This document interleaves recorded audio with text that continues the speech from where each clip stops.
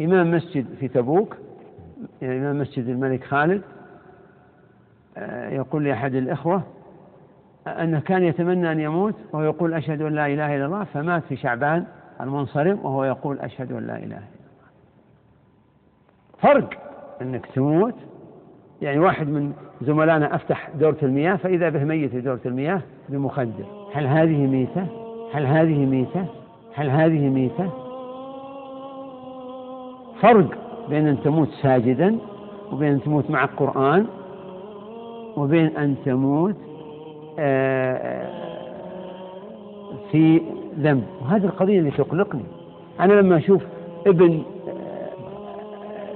من الأبناء ولا أحد من الأخوان أو أي مسلم من المسلمين أو نفسي في أي ذنب، أقلق أن أموت عليه، أو أقلق عليه أن يموت على ذنبه. وكم واحد ماته على دخان أو على مسلم. أنا مرة كنت رايحة قبضة مقاضي في رمضان بعد صلاة الفجر في رمضان 1418.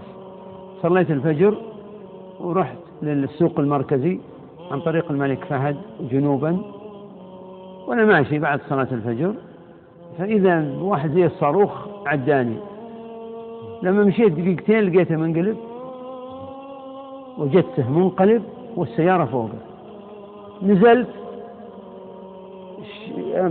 أشوف حي ولا ميت، لقيته ميت، وإذا بأغنية من الأغنية تدندن.